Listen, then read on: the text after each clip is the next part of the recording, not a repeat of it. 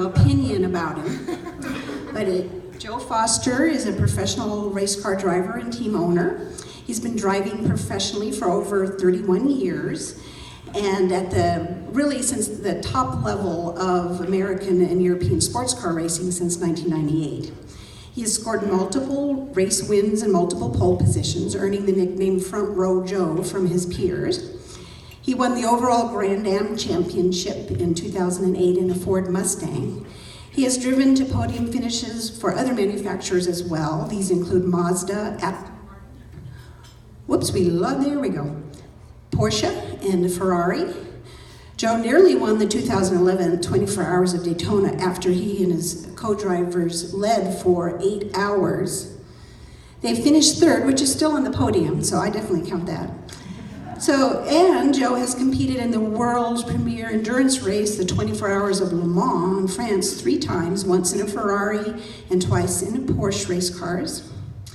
Besides his career as a race driver, Joe's a mechanical engineer with a master's degree from Georgia Tech. I might add that he graduated summa cum laude, the first native English speaker in his class. I didn't know that. For 12 years, Joe owned and was responsible for the day-to-day operations of Hypersport Racing, which the name was later changed to Dempsey Racing, raising over $14 million in sponsorships and simultaneously running several programs in multiple countries. And I have 2 more paragraphs of stuff, but rather than read that, I'm going to bring Joe Foster up here so you can see about the business of motorsports racing. All right.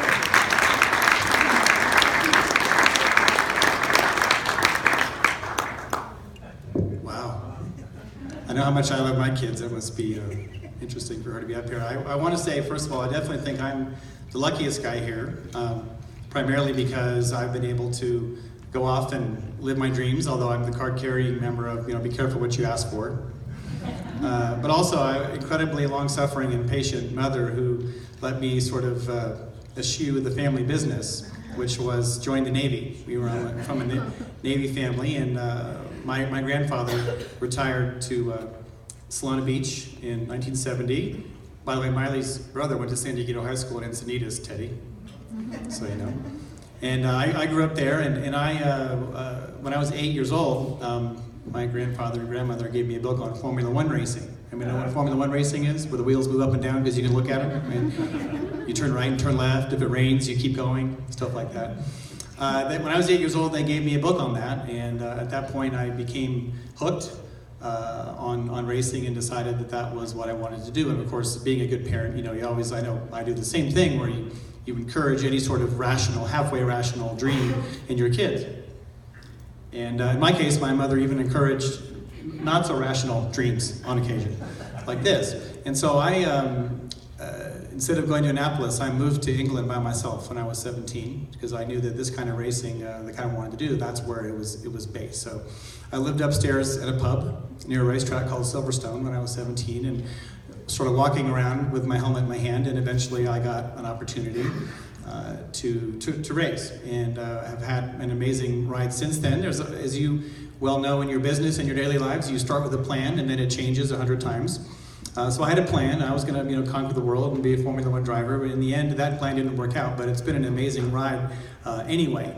And for the first 20 years of my career, I was one of many faceless drivers you don't know about, sleeping in my car at racetracks, going around and mostly not racing most of the time. In other words, most of the time I was asking and had to watch others do it. Eventually, either you're dumb enough you don't give up, or you're willing to suffer the most, or whatever, you get opportunity, and the key is obviously taking advantage of those opportunities. So I'm incredibly grateful for my mom who let me move off to England by myself when I was a kid and live in a bar. The rent was cheap, it was good, and then since then being supportive of my misadventures, because you always have a love-hate relationship, as you know, with your passions, don't you? And your business, and you're this and you're that. So for that 20 years, that first 20 years of my career, I had an amazing run. I did come back up. My mom mentioned I had an opportunity to go to college, or opportunity, I guess you'd call it. I came back kicking and screaming from England to do some orthopedic rehab, which we won't get into. But let's just say it's better in the US than in England in terms of, you think it's screwed up here doctor-wise, it's worse there. And so I came back and I went to college, went to Georgia Tech. Of course, I wasn't, believe it or not, I did not have an aptitude in math, but I developed one pretty quick if I wanted to be competent and competitive there. And stayed there and was able to continue racing since then. And so for that first 20 years, I was just sort of a journeyman driver guy. Won races, won championships, etc., which was great.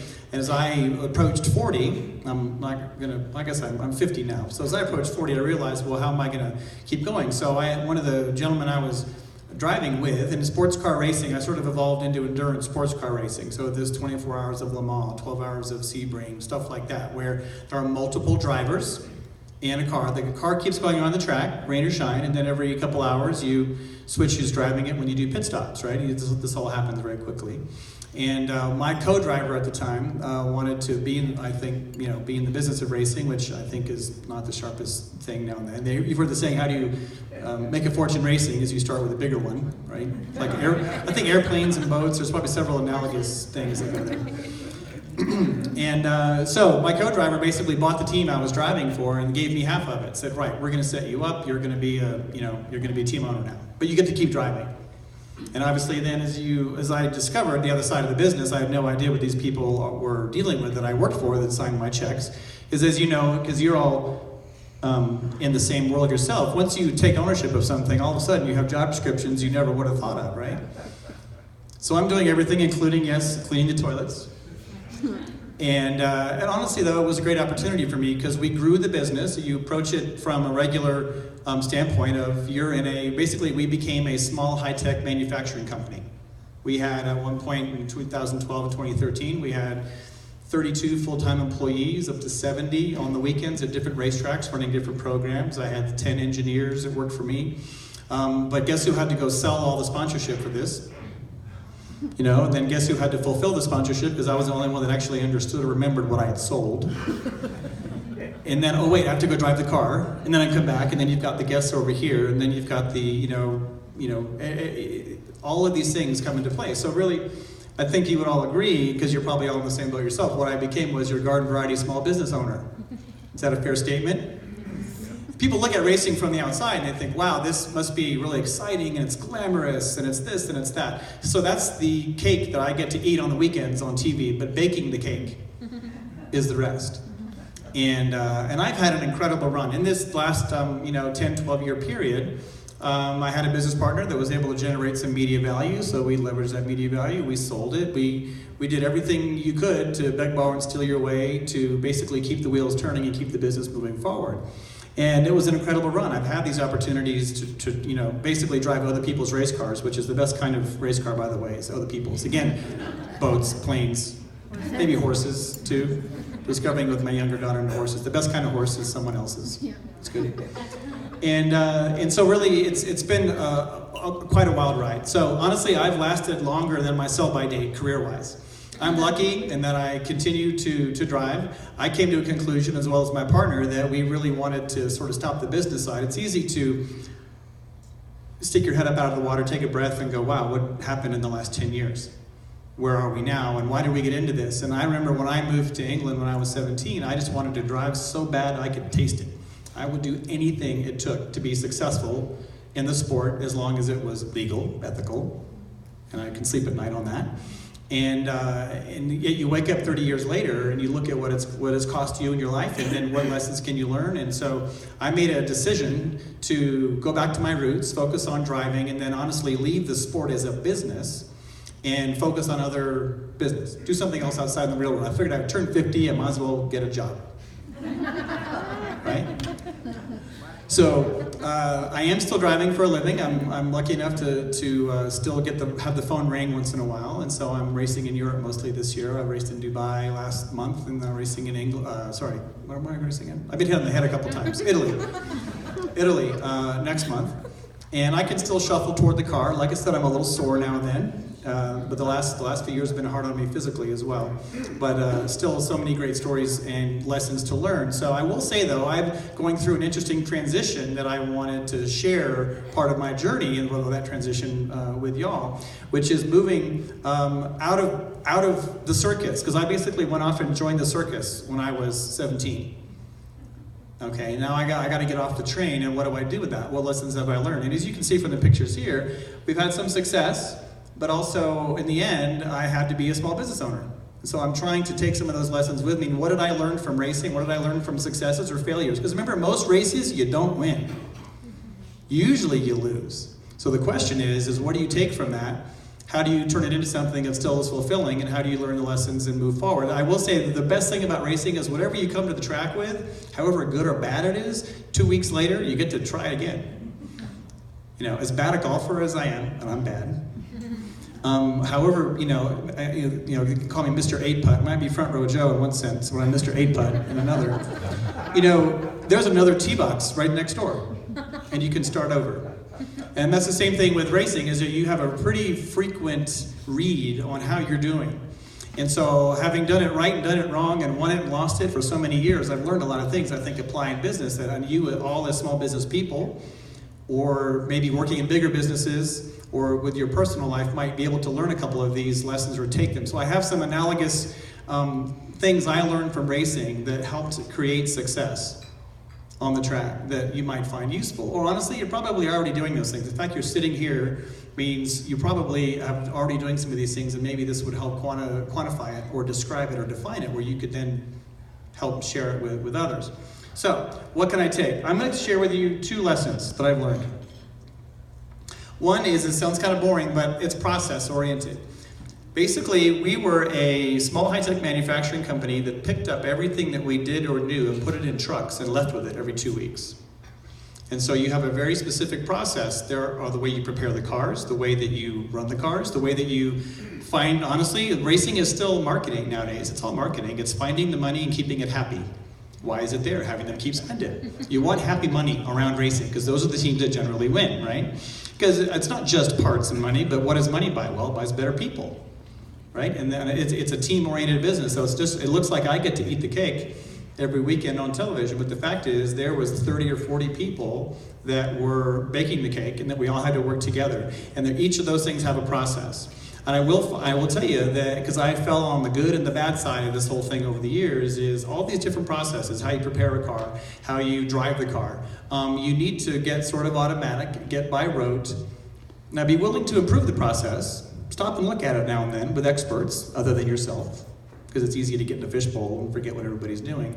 But in general, don't panic on what other people are doing. Just focus on those different processes and execute them. Work your own process. I say your own because what tends to happen in the sport is all these trucks are lined up next to each other.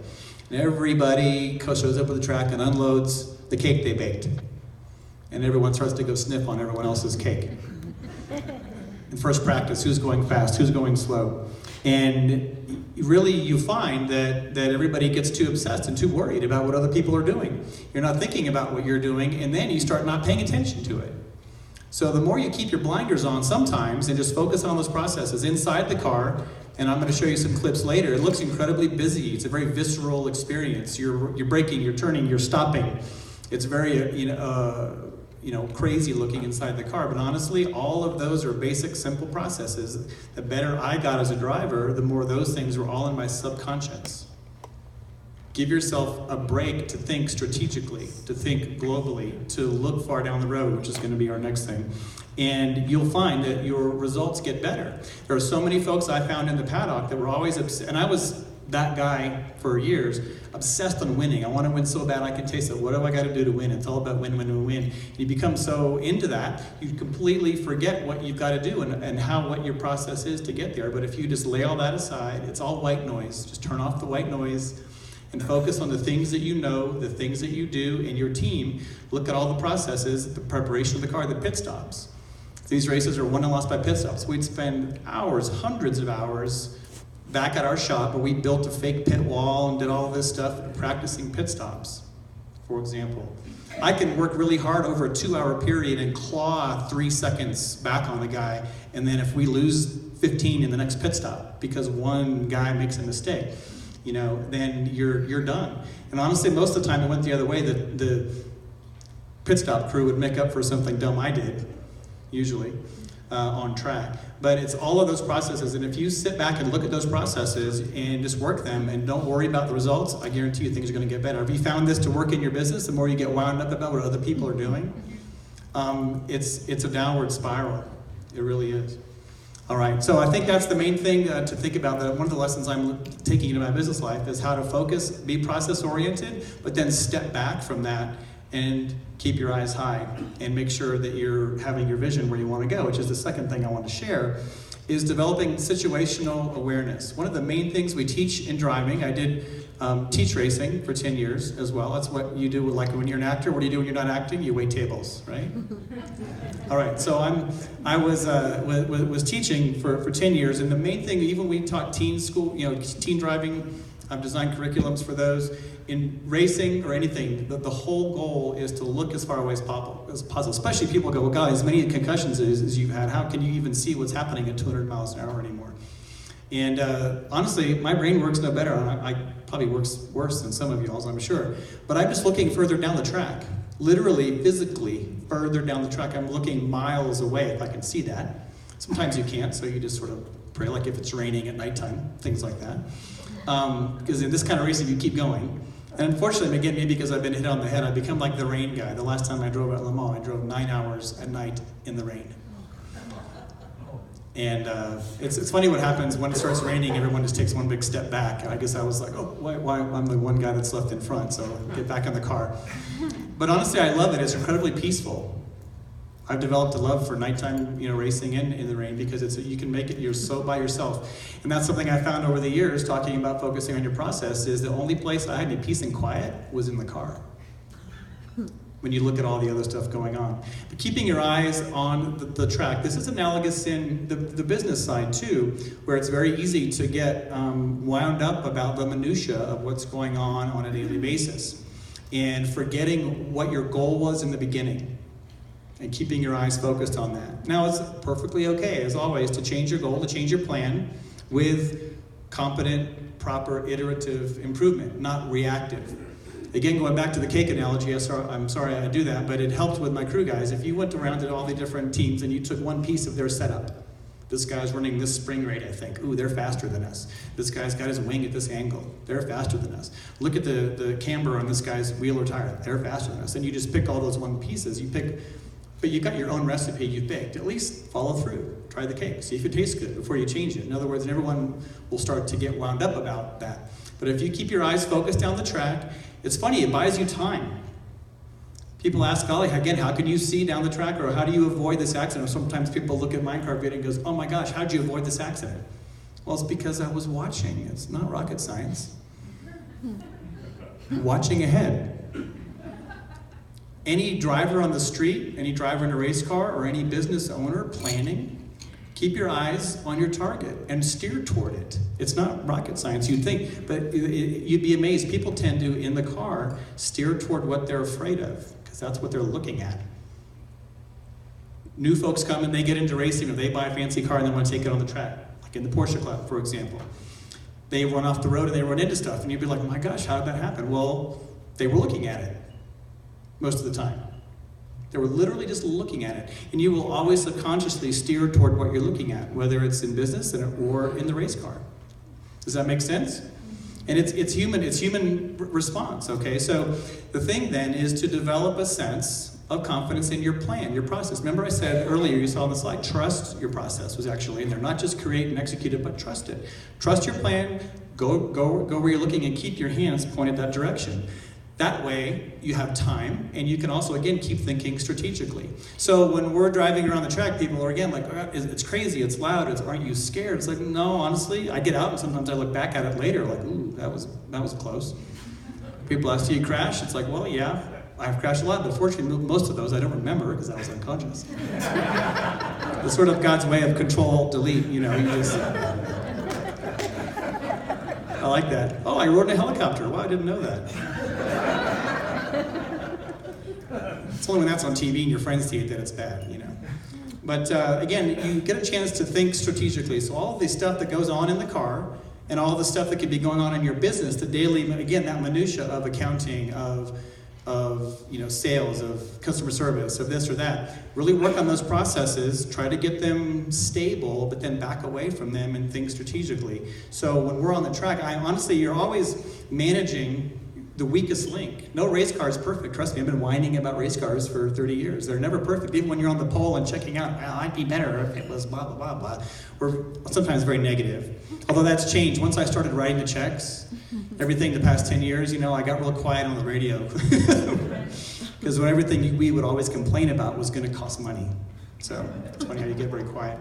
So that real situational awareness keeps you stable and standard. Now, this is a big military town. I have some actual cool pilots, military pilots, a couple of you. Okay, super small side note here. I was really lucky as a kid. I mentioned I was a Navy brat, right?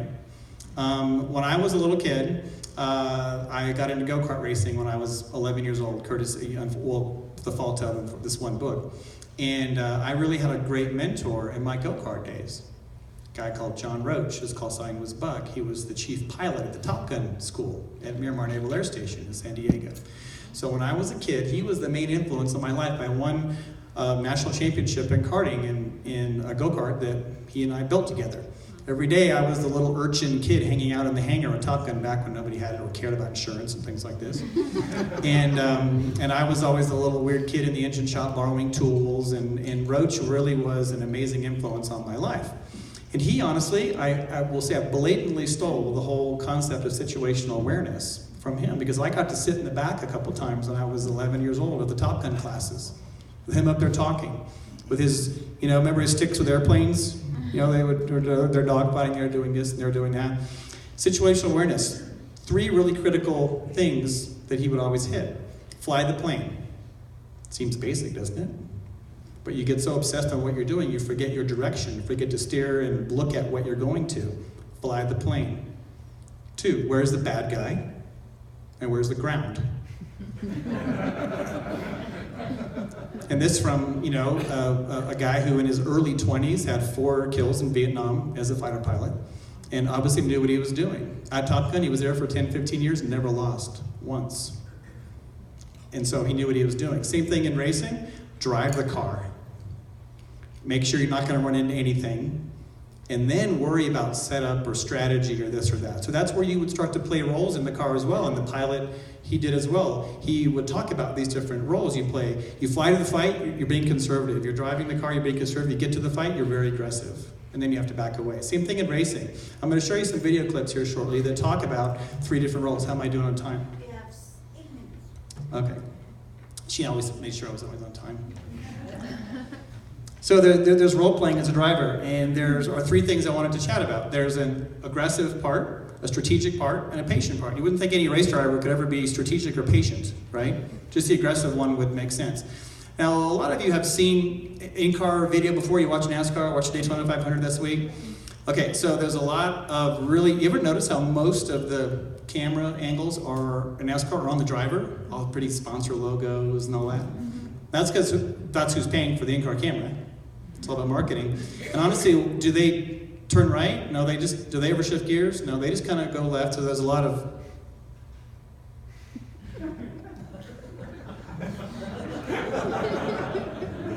that. But the joke is the NASCAR guys make $1 million driving a $50,000 car. And I was the guy making $50,000 driving the $1 million car.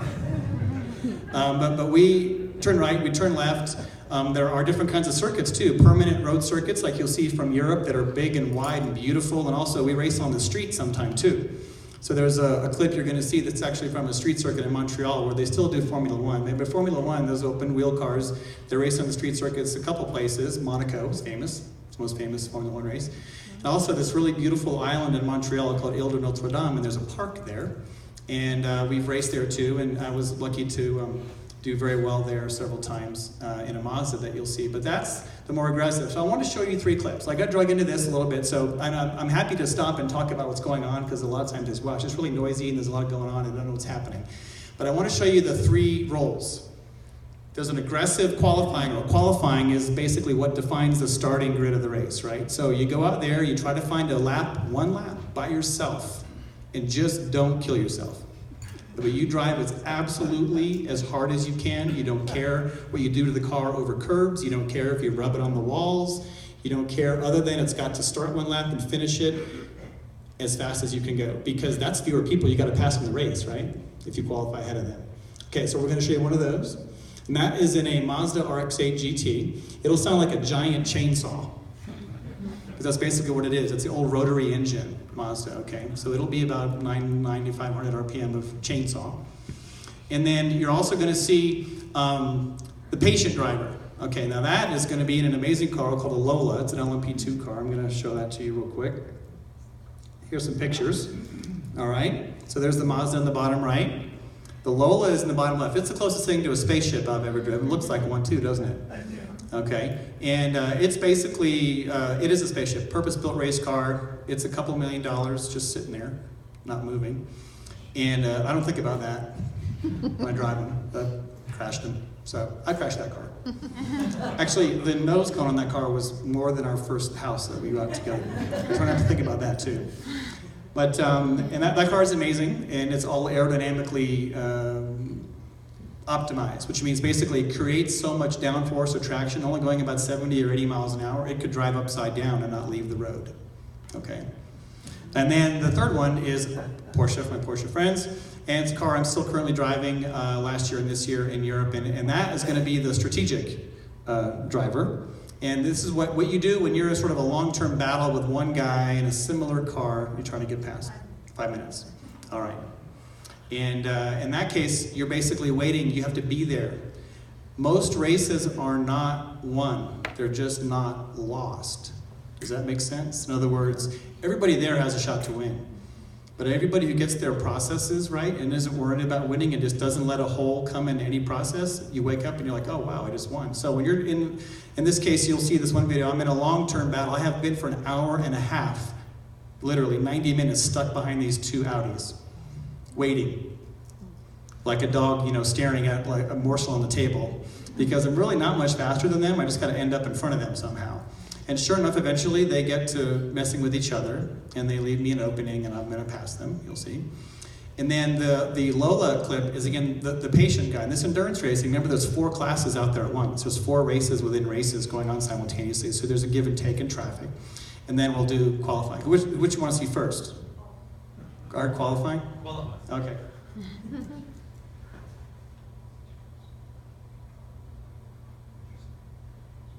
We may need some sound. Montreal Street Circuit. You can turn up a little bit. It's one to the right. Go a little more to the right. I saw it. Keep going. You'll find it eventually. Okay, it worked before. Okay, we're sideways a lot. Notice we got walls too. I have no idea. It was working perfectly earlier. We're straight over curbs. Another guy sees me coming. He's like, oh God, here comes Foster. Got to get out of his way. I love street circuits because there's no room for error, is there? Usually 6 or 7 cars a session come back in pieces. Get him. That's my friend Andrew. Right here, maybe 140 or 150. And then, but the good thing about road racing, again, is you brake and slow down. So there's about 40 miles an hour through a chicane. Don't hit that wall. Don't hit that wall. And we're going to go up to about 140 again and then break down to a hairpin, which was 15 miles an hour. So you're going to see a first gear hairpin coming up. You notice that this has a regular gear shift lever. Here's first gear, 15 miles an hour.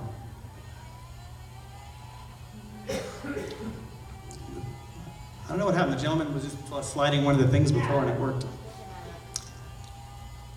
Okay, so that was crazy aggressive qualifying. That was the pole lap, by the way. So that actually was number 1 in the race. Now, how about, we'll do the strategic. How about that? I know that sound is getting there because I hear sound, so it's coming from somewhere. Yeah, there's no sound up here. It's all down there. That's the sound that you can hear now. Yeah, I can hear it. Well, we only have 1 minute. Yep, we're Okay. going. All right. Okay, here's Porsche. This is a famous German track called the Nürburgring.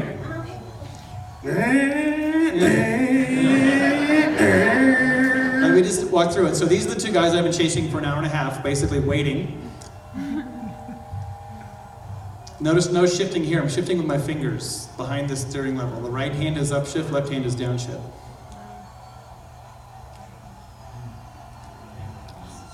Now I originally came up and I was ahead of the second Audi, but I couldn't get by the first Audi, so I let the guy by to let him have a go, basically. And it worked. So he pushes this guy into a mistake. I'm better on the brakes. You gotta, again, looking at strategically where you have advantages. I'm better on the brakes, because look what happens here. I caught up in the brakes. So now the guy on the outside made a mistake, so I try him on the outside. He moves me over, says no thank you, he closes the door. So I come back around him and kind of do the old inside the other way. And there we go. So that was 90 minutes in the waiting for that one little opportunity. So the point is just don't lose the race. In other words, once you've got your business plan, once you've got your processes going, just run with what you know and keep going on it. Come on. She's bringing in the hook. Let it go. This one's almost done, don't worry. No, you should do the last one. Okay, last one, you want to see the crazy rocket ship lower. Okay. Now, I should warn you going in, this car is incredibly stiff, and the video camera is very bouncy and vibrating. So this car is almost 200 miles an hour, and sometimes 130, 140 through corners. It's really stiff, so there's a lot of vibration, sorry.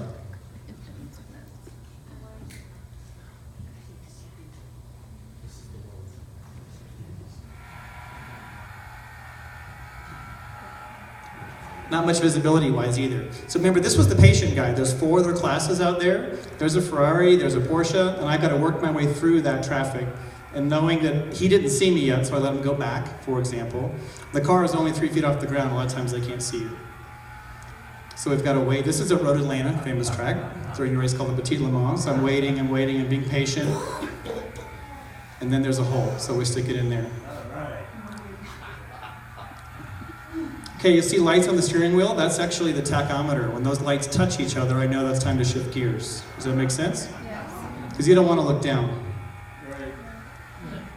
So this car is almost 3 lateral G in the corners, by the way.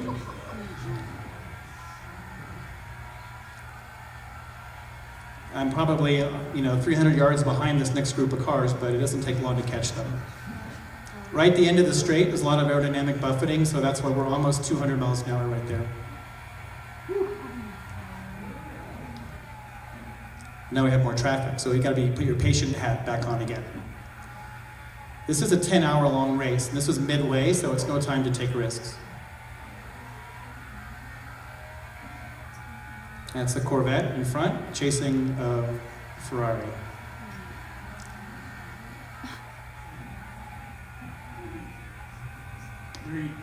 All right, it's going to end here.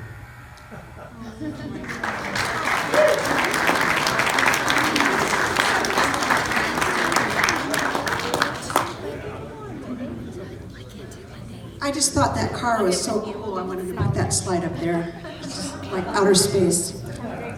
Well, Joe, come back up. You get the official Rotary mug. Rotary mug. He gets a certificate. Not quite as valuable as his degree from Georgia Tech, but still. So thank you. He will be here for just a minute or two, then he has to head to the airport, flying back someplace. Next week is